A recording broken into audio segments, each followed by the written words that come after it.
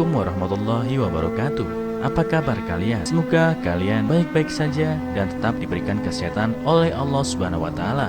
Bantu channel kami dengan cara subscribe dan tekan tombol lonceng kalian. Terima kasih. Semoga kisah ini bermanfaat.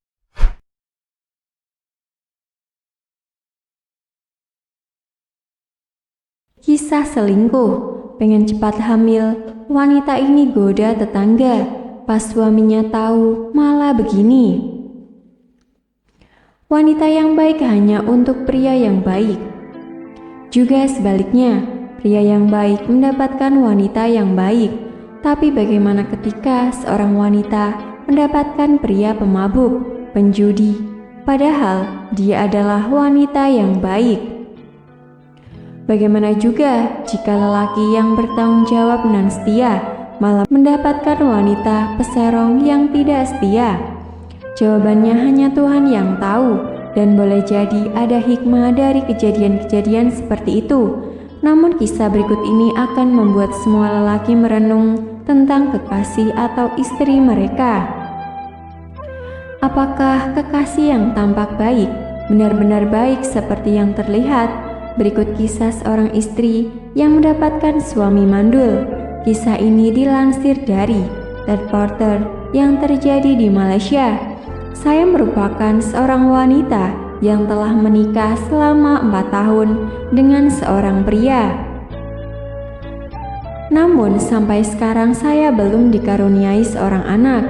Pernikahan saya dengan suami saya bukanlah pernikahan yang sesuai rencana dan saya kehendaki. 5 tahun lalu, saya memiliki seorang mantan pacar yang tampan. Dia orang baik, tapi sayang, karena keegoisan saya, kami akhirnya berpisah. Mantan saya kemudian mengenal seorang wanita yang kini menjadi istrinya. Berulang kali saya dulu berusaha memisahkan mereka, tapi saya tidak berhasil. Saya kirim pesan ke mantan saya jika kekasihnya bukan orang yang baik, dan semua kejelekannya saya ucapkan. Tapi dia tak percaya, bahkan mereka semakin erat saja. Saya merasa sakit hati melihat itu. Saya masih begitu mencintai mantan saya. Tak terduga, 2 bulan lagi saya mendengar mantan saya akan menikah. Bagai disambar petir, saya bingung harus bagaimana. Banyak pria yang mendekati saya, tapi saya tidak suka. Ada juga yang tampan, tapi hati saya tidak menerimanya. Akhirnya, mendengar mantan saya mau menikah, ada seorang pria yang cukup mapan dari sisi ekonomi mendekati saya. Jika dilihat dari wajah, memang dia jelek, hitam, tapi saya lihat dia cukup bertanggung jawab dan begitu mencintai saya. Saya terima pinangannya dan saya mau secepatnya menikah. Benar saja dia mau hingga kami menikah 1 bulan. Setelah mantan saya menikah, dalam hati saya sedikit puas karena saya tak kalah.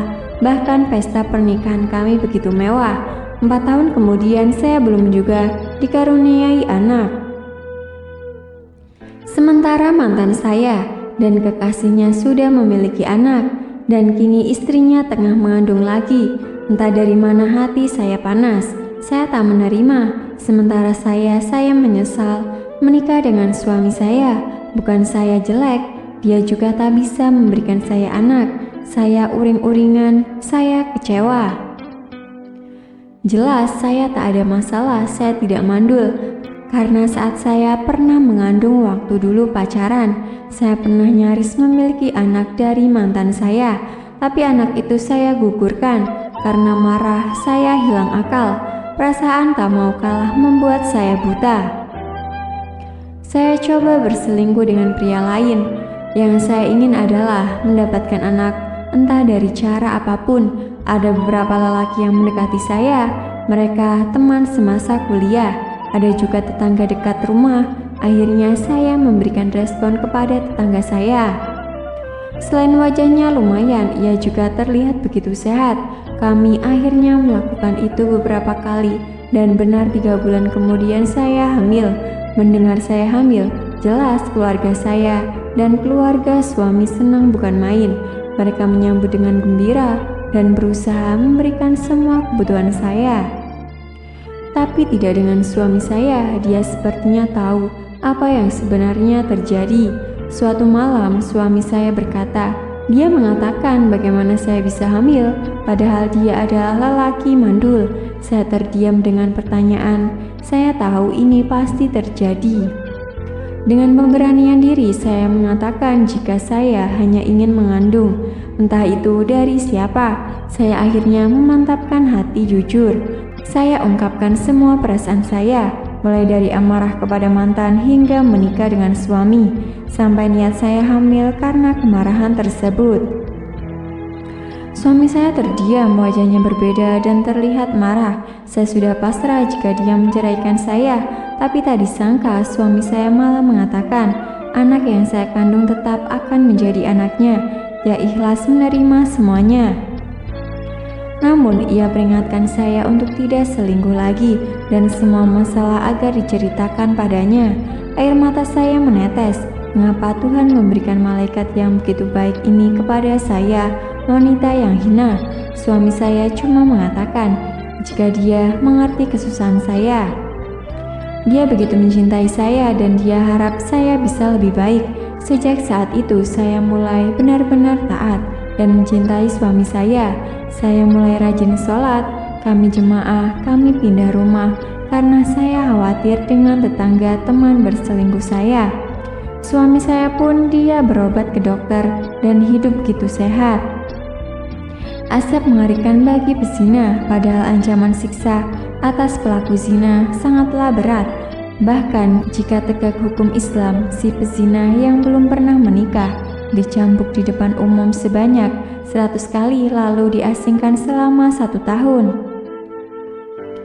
Dia dalam kubur Nabi SAW telah mengabarkan siksa negeri dari pelaku zina dalam mimpinya, yakni pezina laki-laki dan perempuan dalam keadaan telanjang ditaruh pada sebuah tungku api yang sangat besar.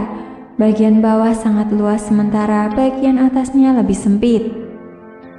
Di bawah tangku tersebut dinyalakan api yang bernyala-nyala, terdengar dari dalamnya mengadukan dan suara teriakan yang mengerikan. Jika api itu menyala, maka teranglah mereka, sehingga hampir-hampir terlempar keluar. Mereka menjerit sejadi-jadinya, namun jika apinya mengecil, maka mereka kembali turun, dan disiksa tersebut akan berulang-ulang mereka rasakan, sehingga terjadinya kiamat. Hadis riwayat Al-Bukhari dari Samurah bin Jundub.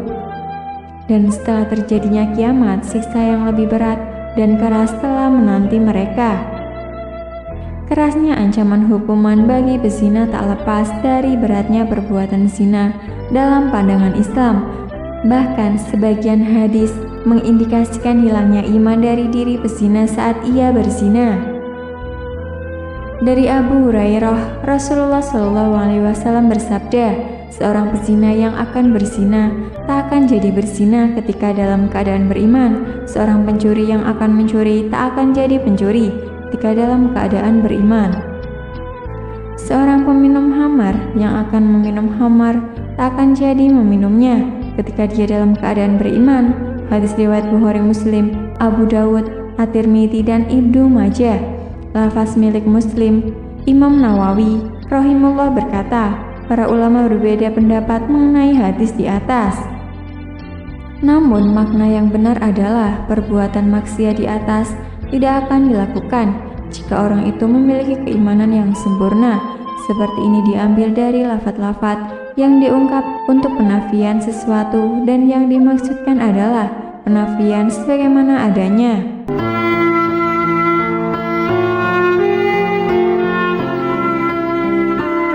Assalamualaikum warahmatullahi wabarakatuh. Apa kabar kalian? Semoga kalian baik-baik saja dan tetap diberikan kesehatan oleh Allah Subhanahu wa Ta'ala. Bantu channel kami dengan cara subscribe dan tekan tombol lonceng kalian. Terima kasih. Semoga kisah ini bermanfaat.